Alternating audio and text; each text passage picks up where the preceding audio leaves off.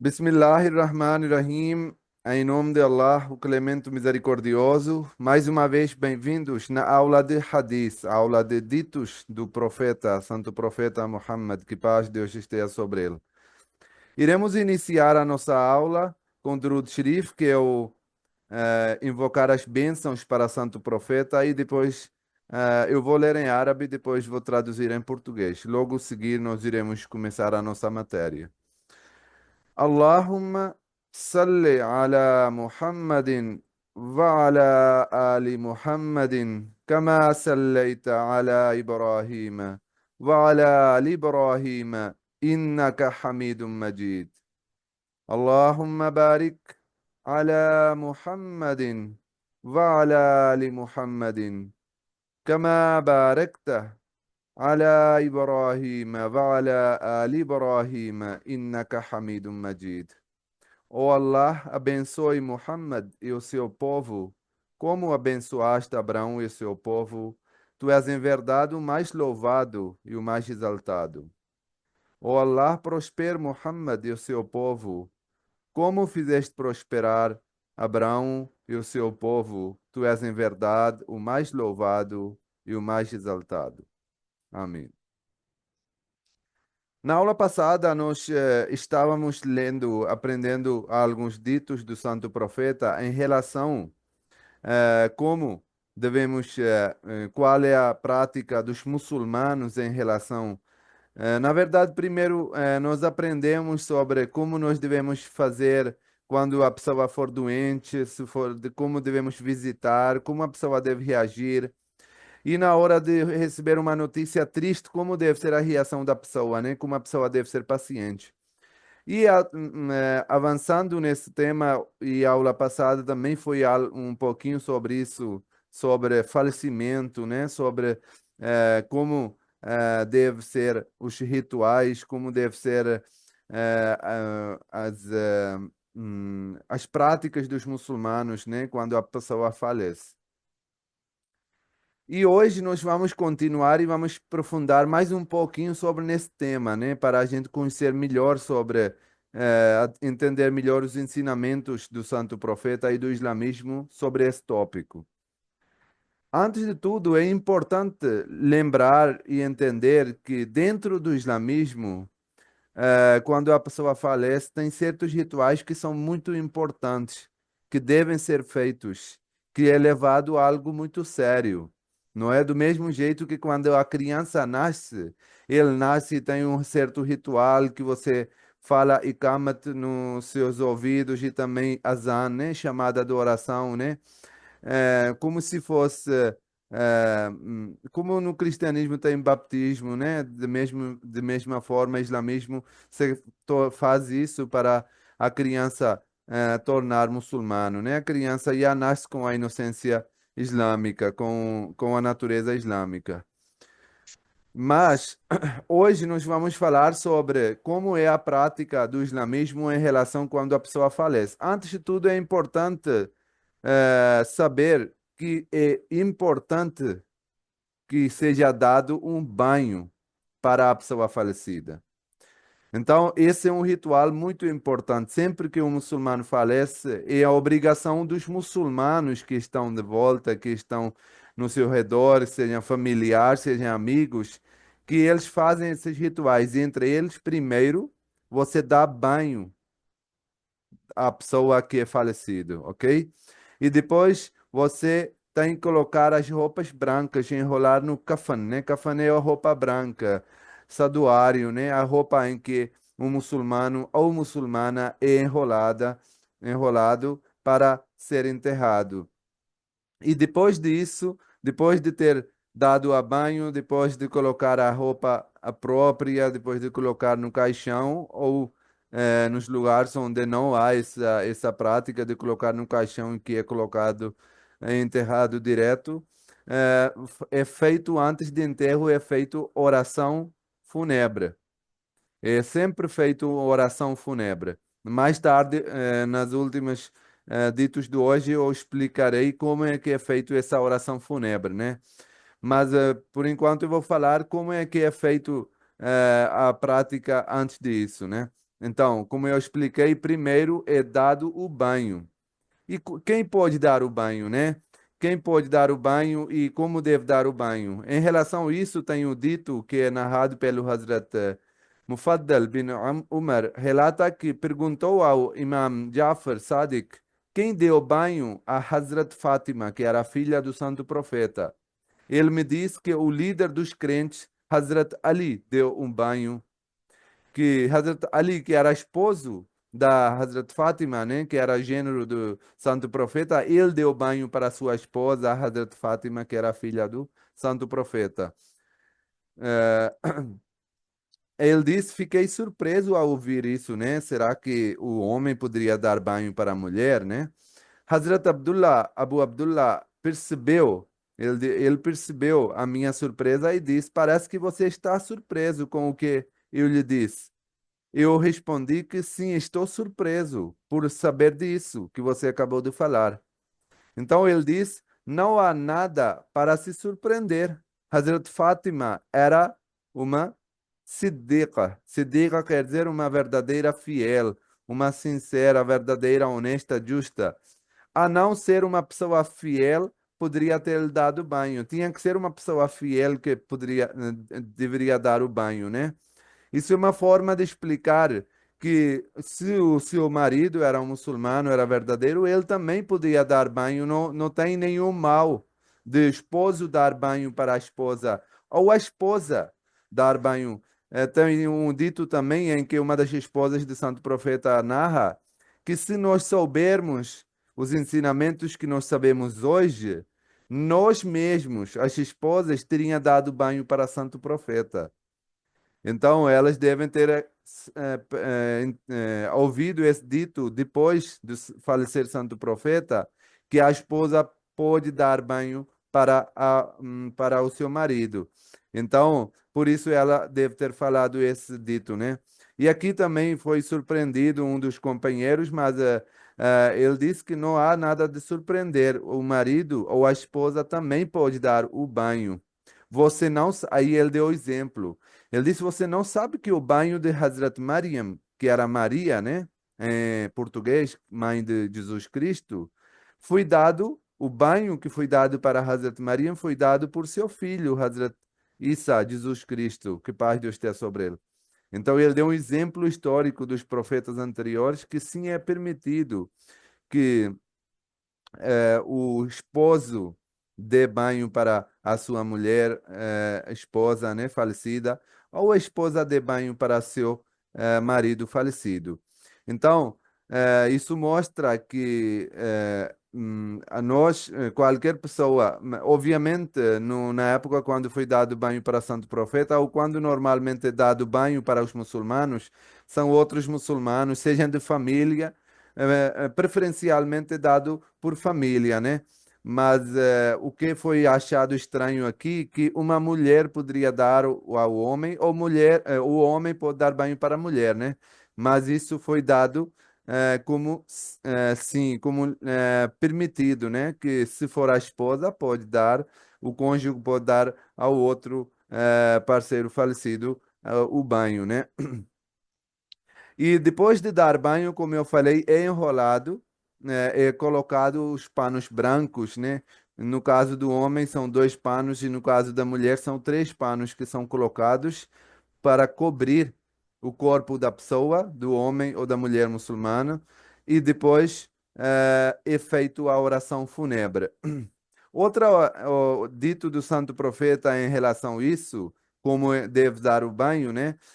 É narrado pelo Hazrat Atiya radiallahu anha, relata que o santo profeta disse às mulheres quando elas estavam dando banho em sua filha Hazrat Zainab, né? Essa é outra filha, não Hazrat Fátima, né? Até porque Hazrat Fátima faleceu depois do santo profeta. Hazrat Zainab faleceu na vida do santo profeta. Então, quando as mulheres estavam dando banho para Hazrat Zainab, filha do santo profeta, ele disse: comecem a dar banho pelo lado direito. E lado direito, né? Aí nós lembramos a forma o processo de fazer a ablução também. É sempre começar do lado direito. Você pega na mão direita a água, aí depois você enxerga a sua boca, depois você limpa o seu nariz com a mão esquerda, coloca água no rosto e depois você você começa a lavar a sua mão direita, o seu braço direito, né? E depois você lava o seu braço esquerdo. Depois de você fazer massaha, passar a mão na cabeça, você lava o pé direito e depois o pé esquerdo.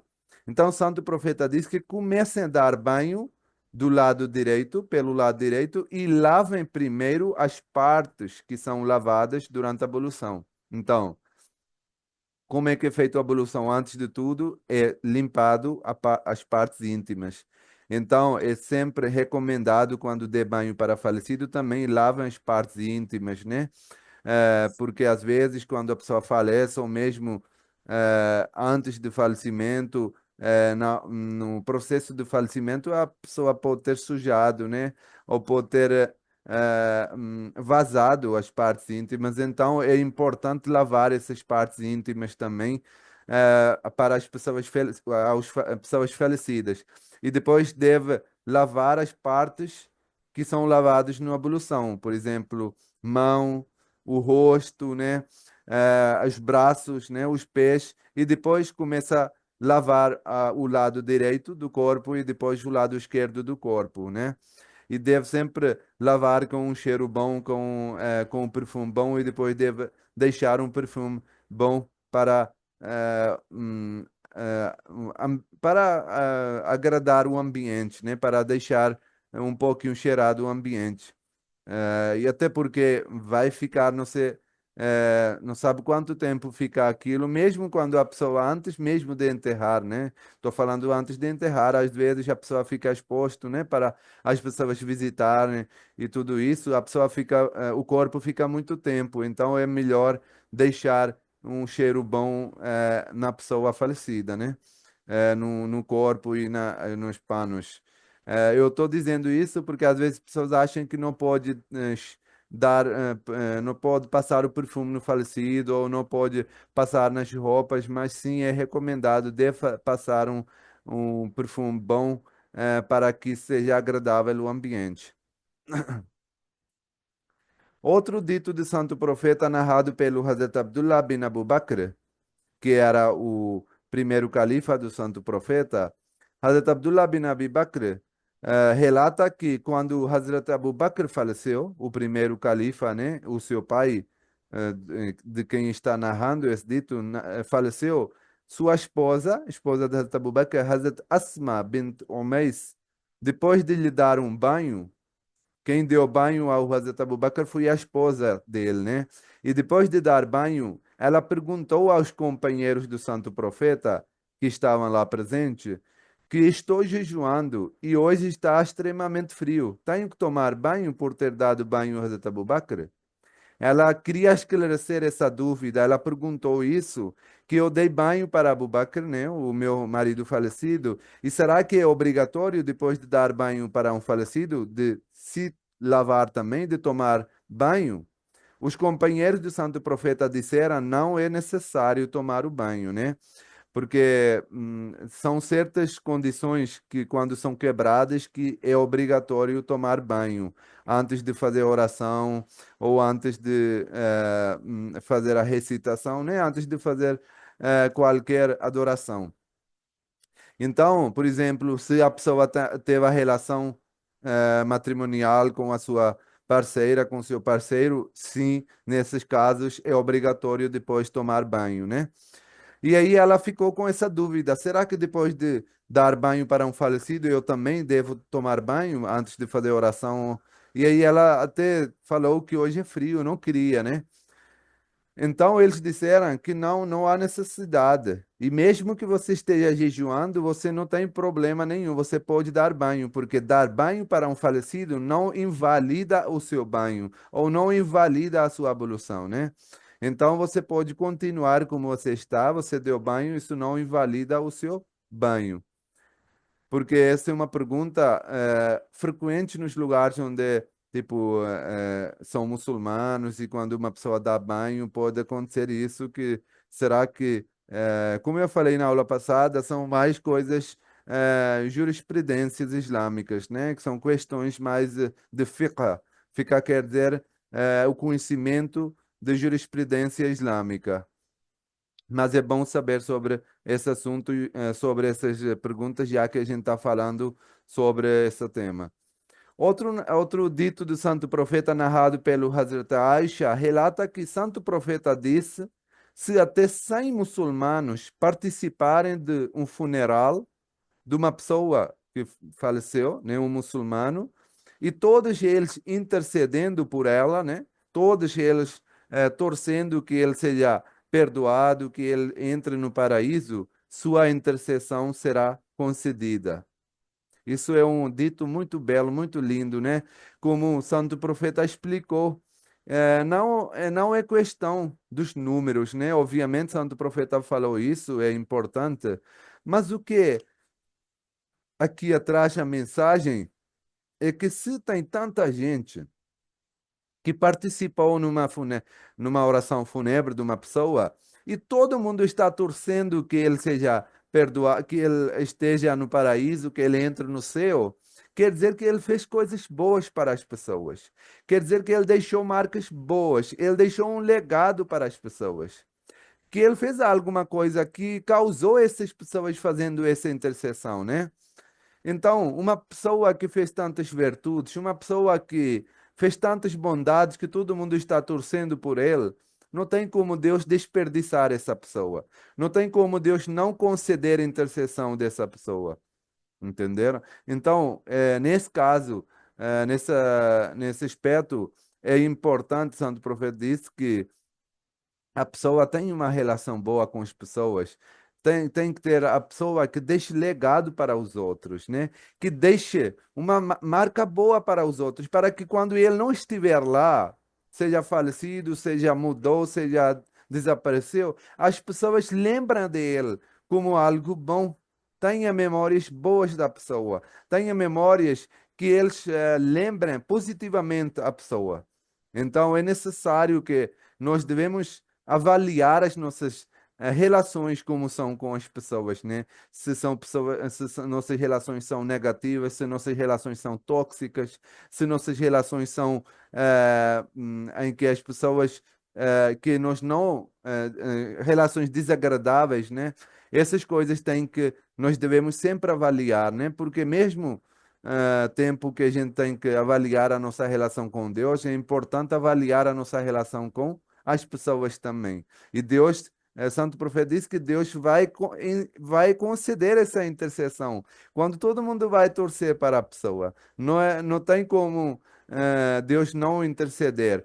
Porque se tanta gente está fazendo oração por essa pessoa, Deus certamente vai ouvir, porque de qualquer forma ele tem feito coisas boas. Obviamente, pode ter errado nas muitas coisas, mas esses testemunhos vão ser suficientes para que ele possa entrar no paraíso. E para finalizar a nossa aula, o último dito aqui é narrado pelo Hazrat Abu Huraira, relata que o santo profeta suplicou em um funeral nas seguintes palavras. Antes de ler essas palavras, eu vou explicar como é feita a oração fúnebre, né?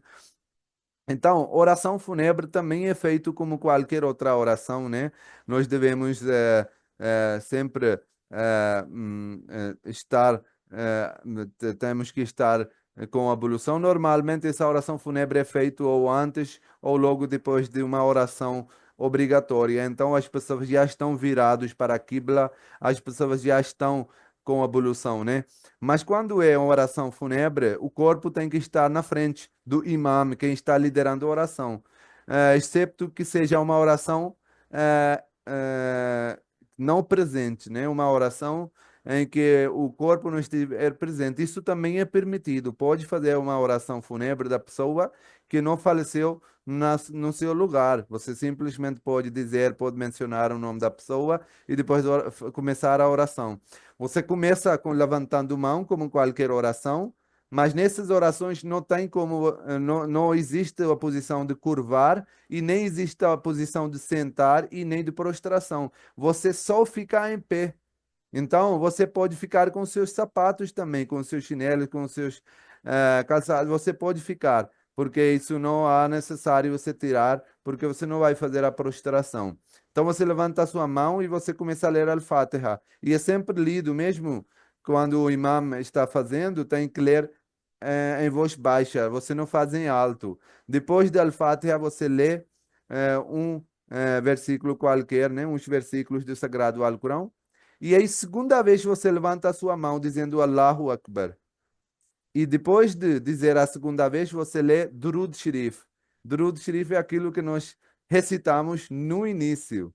Allahumma salli ala Muhammadin wa ala ali Muhammadin. Aquele Durud Sharif todo, né? Então, primeira parte, você lê Al-Fatiha e alguns versículos. A segunda parte, você levanta a mão e lê Durud Sharif. E quando você lê o Durud Sharif, aí é a terceira vez você fala Allahu Akbar e lê essas palavras. E quais são essas palavras? Allahumma ighfir li hayyina wa mayyitina wa shahidina wa ghaibina wa saghirina wa kabirina wa dhakarina wa unsana. Allahumma man ahyaytahu minna fa ahyihi ala al-islam ومن توفيته منا فتوفه على الإيمان اللهم لا تحرمنا أجره ولا تدلنا بعده. As palavras em árabe são essas. E depois, essa é a tradução. O Allah perdoe nossos vivos e nossos mortos, nossos jovens e nossos idosos, nossos homens e nossas mulheres, os que estão presentes e os que estão ausentes. Allah, aquele a quem tu concederes a vida dentre nós, que ele viva de acordo com o Islã. E aquele a quem tu dares morte dentre nós, que morra na fé islâmica. Ó Allah, não nos prives da recompensa daquele que morreu e não nos submetas a julgamento depois dele. Amém. Essa é na terceira parte que nós lemos. Na primeira, levantamos a mão e lemos Surat Al-Fatiha, o primeiro capítulo e alguns versículos. Levantamos mão Allahu Akbar, segunda vez, e lemos Durud Sharif. E na terceira vez, levantamos mão e dizemos Allahu Akbar e lemos essas palavras. E depois de ler isso, dizemos Allahu Akbar e dizemos Assalamu alaikum para o lado direito e Assalamu alaikum para o lado esquerdo. E assim finaliza a oração fúnebre. É a mesma forma feita para uma pessoa, um corpo que está presente, que está na frente, ou um corpo que está ausente, que você está fazendo a oração fúnebre ausente. É assim que é feita a oração. E depois deve enterrar, como foi falado na aula passada, mais rápido possível, né? Não deve prolongar desnecessariamente. Muito obrigado. E assim a matéria da aula de hoje acaba. Obrigado, fiquem com Deus, boas festas para vocês, bom ano novo, feliz ano novo, que corra tudo bem nas suas vidas, que Deus traga muito mais felicidades, prosperidade, sucesso, né? E que nós estamos Obrigado. precisando essa paz, essa tranquilidade, essa prosperidade. Que Deus abençoe todos Inshallah, nós. inshallah. Amém. Tchau, tchau. Até Assalamu mais. alaikum. Tchau, tchau.